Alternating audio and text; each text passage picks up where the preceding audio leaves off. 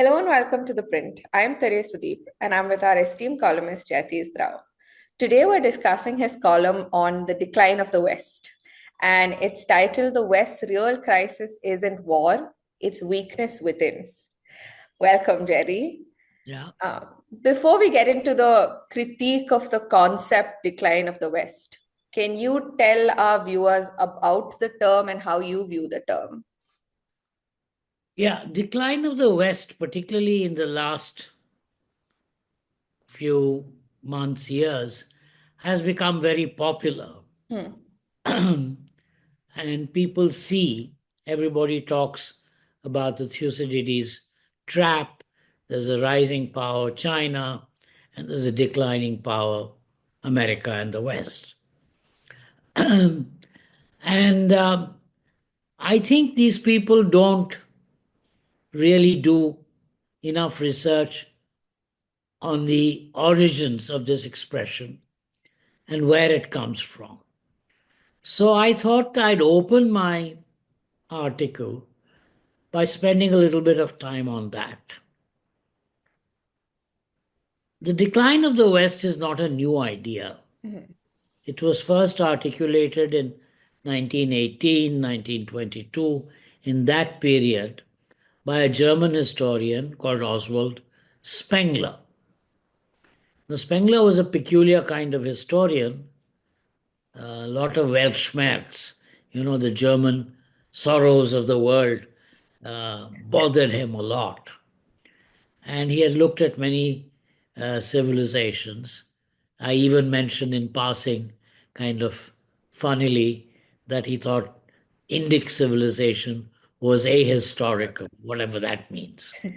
Anyway, he was obsessed with the decline of the West. He saw civilizations almost like organisms, living kind of thing that went through spring, summer, autumn, winter, different seasons. Mhm. And the West was in decline in 1920, Uh-huh. according to him. Now we know that that's not true. In fact, after 1945, the West had a great time. And after 1990, the West was the only sole hegemonic power civilization in the world. In fact, there were people who, Fukuyama types, who argued that basically everyone in the world will end up imitating the West. You know, Mhm. we in an earlier program, Therese, if you remember, we had talked about the Russian Yeah. philosopher Dugin. Alexander Dugin is the exact opposite view that there are Yes. multiple civilizations, each with different identities. So the West did not decline in 1920. And I think the point I'm trying to make in my article is that the decline of the West is not a given. Mhm. We don't all have to immerse ourselves in Spenglerian pessimism. After all, as a historian, 1920, 2020 is only 100 years. And in the long Yeah. durée of history of civilizations, it's not a long time. So maybe Spengler was right. People can argue that. Uh, I am saying, yes, fine, do reread your Spengler, who has gone out of fashion. But there are two other historians that Yeah. you might want to reread and see whether the West is really in decline or not, Mhm. and if anything can be done about it. Yeah. Because that's most human beings, by the way, I don't know if you've noticed, they never want to discuss something purely in the abstract. At the end of the day, they will ask the question, so what do I do about it? Yeah. This is a kind of human uh, failing or strength, depending on how you want to look at it. So I'm saying there are two historians, Gibbon and Toynbee, who are also today largely ignored, who I think might be better places to look at than the kind of unalloyed uh, inevitable season by season. Therefore, winter has come. It reminds me of the dragons. Game of Thrones. Game of Thrones. Uh, so winter has come, the world is ending. You can have other historians with other views. Now, Gibbon is ignored, but his Decline and Fall of the Roman Empire Mhm. remains a classic. Even if you're not into history, it's a classic of English prose. I don't think there were too many prose writers better than Gibbon. Gibbon argued, among many, many arguments, Uh-huh. one argument was that Christianity may have contributed to the decline of the Roman Empire. And then I can see a parallel. Mhm. Christianity was a bit of a millenarian woke uh, cult when it first emerged in the Roman Empire. Mhm. Uh, and today we have a very strong woke climate kind of cult, if you will. And is there a resemblance? And that's a valid question to ask. And there's a bit of a detour there. Yeah. There's one Roman emperor called Julian who actually tried to reverse the Mhm. course and make Rome an empire with all religions, including Christianity and paganism and Mithraism and Judaism, everything kind of, which had been the Roman tradition before Constantine. And but anyway, Julian failed. After his death, the Roman Empire became a strongly Christian empire. So that I know right now it looks as woke and climate uh, theology is not that popular in America, particularly, Mhm. but it can come back. The, Yeah. Trump and his MAGA may just be Julian the Apostate. That is one kind of thing that I've kind of referred to. But the more fundamental thing that Gibbon is concerned is that prosperity, Mhm. success, in fact, made the Roman Empire flabby. Yeah. It focused on pleasures rather than civic sobriety, Yeah. which was the old Roman virtue. In ancient Rome, there is this story of this guy, a Roman citizen, who's a farmer. Mhm. When war comes, he drops his plow, picks up the sword, goes and fights the war. He comes back the very next day, he's not looking for rewards for anything. He starts plowing again. So that was Roman civic sobriety. Of course, it was idealized. I'm sure there Yeah. was no one like him, Yeah. but that ideal at least was there. And I think, so societies, families, individuals, as they get rich and they get um, successful, they tend to become lazy, Yeah. they tend to become flabby. And Gibbon felt that that was one of the main reasons For decline. that the Roman Empire declined. He also said this flabbiness combined with Christianity resulted in lesser martial qualities. And today, arguably, I don't think any of the left wing radicals on the streets of London or New York um, are likely to be willing to join the army and fight. So, this martial decline may be also there in today's West, like in ancient Rome. So, some parallels can be seen with Gibbon. Mhm. And I think many people do. Many analysts, essayists talk about. Yeah. But almost no one talks about Toynbee. Toynbee is key because Toynbee's view of history, nothing is predestined. Yeah. Civilizations are like individuals. They are faced with challenges Yeah. and they respond to the challenges. Now, you may have a challenge. I may have a challenge. I may be stammering. Then I take a response. How do I fix my stammering? Or How do I convert my stammering into a comedy show and therefore benefit from it? Yeah. There are, so Toynbee uses many examples, but I'll give you two. One is um, climate change, stuff like that, which is Mm. natural challenges. Yeah. A river floods or a river goes dry, things like that. Um, there's an ice age and there's too much cold. Then how does a civilization respond?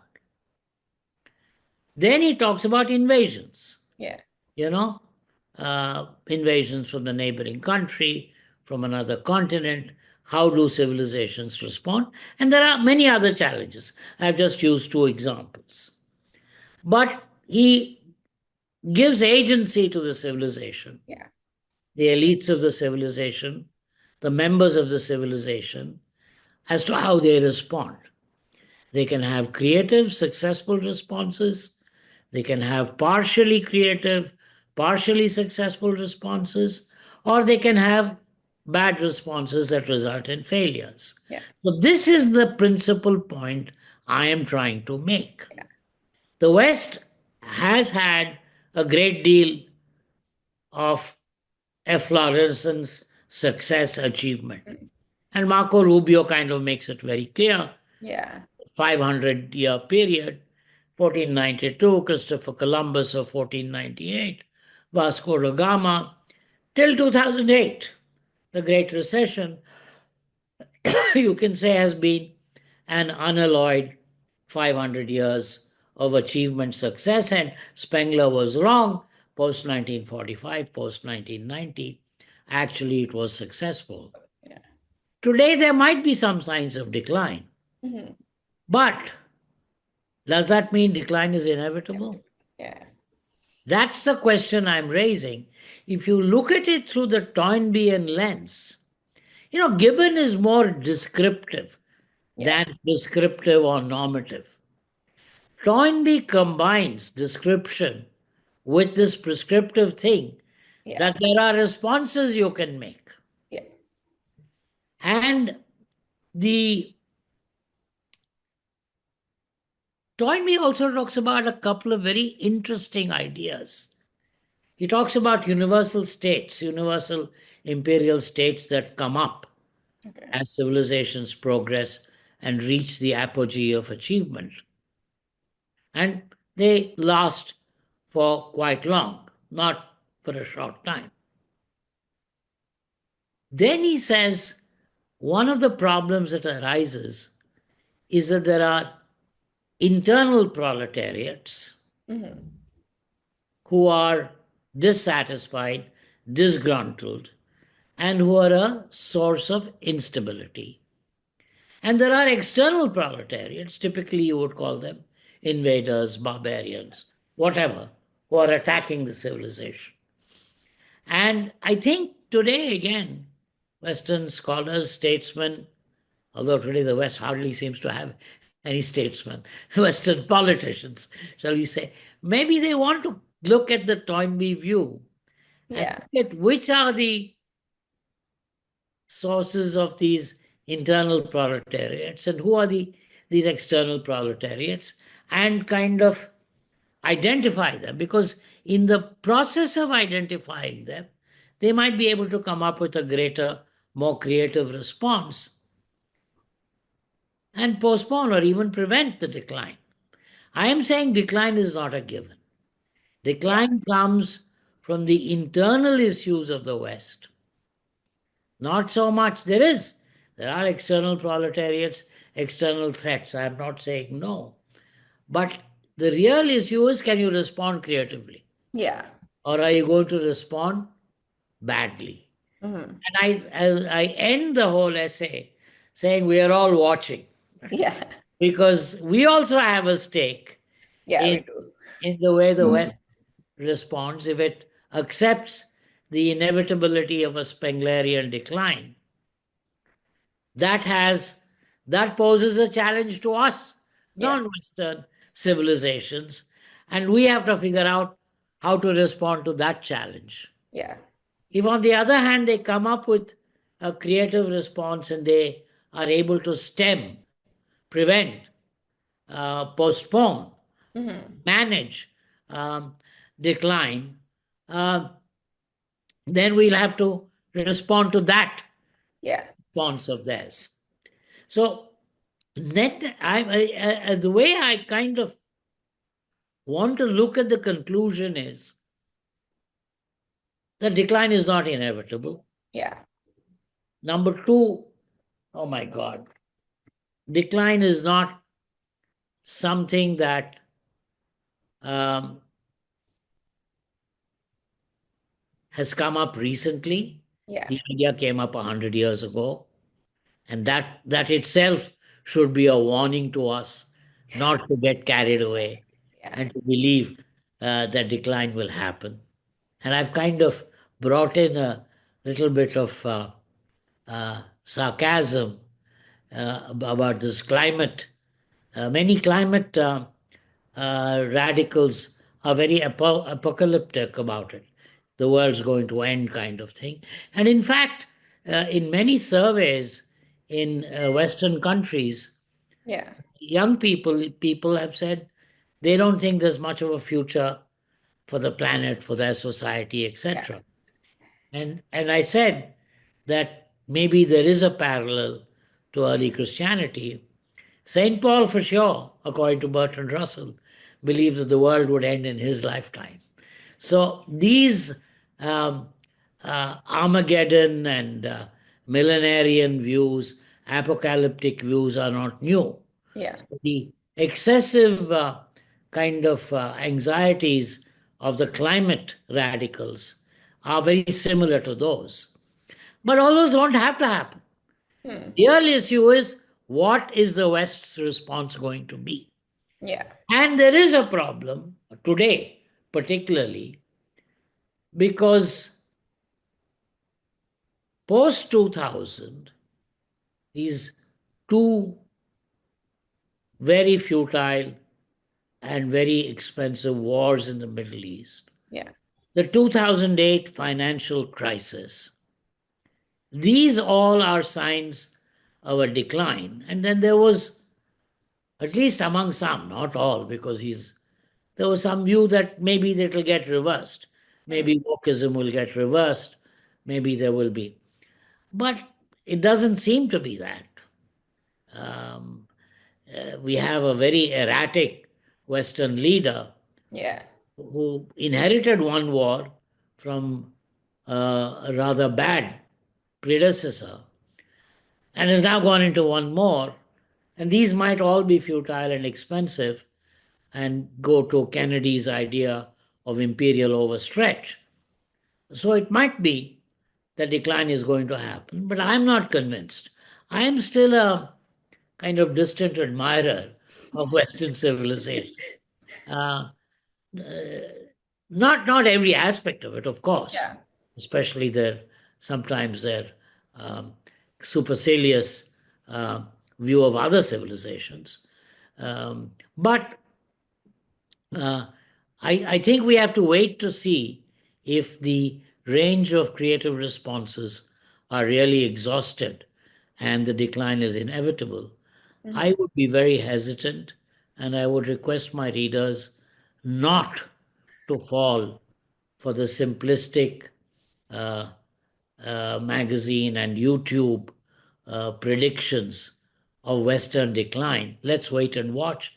They might still come up with Something. a response that addresses the challenges they face. You said Toynbee speaks about multiple responses, like good, maybe okay, and bad. When you're speaking, it reminded me of how Trump frames MAGA, Make America Great Again. Would you say his rhetoric is his response to a decline or what he sees as a Oh, decline? definitely. There is no doubt about it. Even going back to his first campaign, Yeah. Trump was quite clear that America is in decline, Hmm. and it is his job and the job of his followers to reverse that decline. That is explicitly stated. Yeah.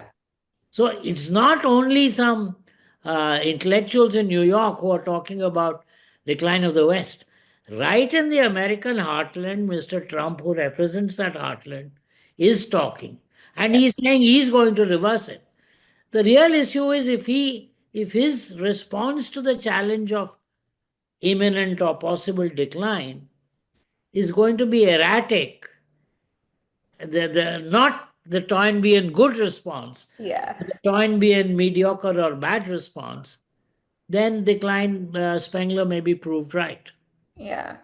Yeah, another thing that Spengler talks about that I thought was very interesting is he talks about how cultures are the entities, and when cultures turn into civilizations, they sort of arrogantly decide that they've understood the world, and they stop creating these new ideas or stop exploring and innovating. And that's when a civilization sort of declines. Yeah, he's Do you see that playing out now? yeah, I think when you're still a culture, Hmm. you are producing Casablanca. You are, but once you start calling yourself the leader of the free world Yeah. and defining the free world as a civilization or the Rubio kind of speech Yeah.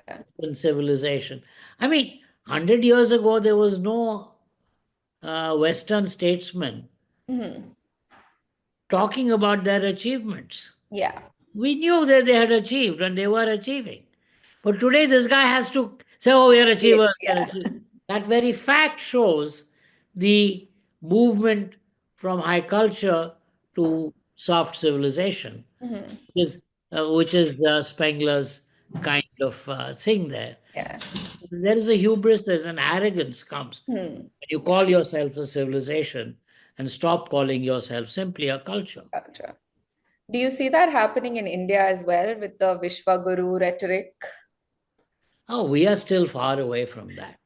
We are at best, I mean, if you accept, first of all, I don't accept Spengler's view, Yeah. but if you do accept it, we are still a culture.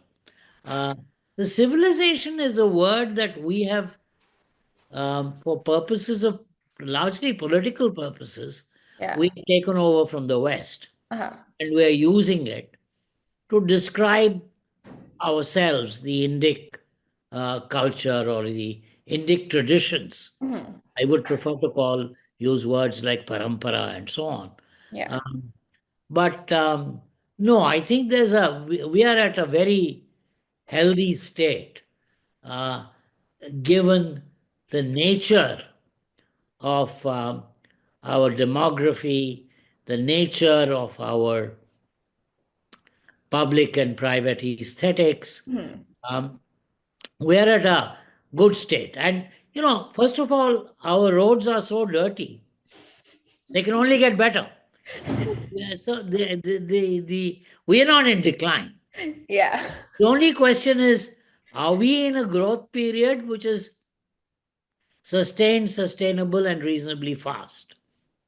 Mhm. Or are we perennially the tortoise that never catches up with the hare? Mhm. That is something we need to worry about. Yeah. I don't think we have to worry about decline. Decline. We haven't gotten to the rise yet. Yeah, we may have been great long ago and then we declined, but now we are in the upswing. Yeah. Uh, I think that's a great place to end, that we are in the upswing and maybe the West is in decline and they have to figure things out. be careful. That shouldn't make us arrogant, Of course. because if we Good respond warning. badly to challenges that we face, the upswing may become a downswing again. That the key thing is Yeah. respond creatively, Respond. sensibly to challenges. Yeah. Perfect. Thank you so Thanks, much, Jerry, Dave. again. Thank Great you. discussion. Thank you, Jerry.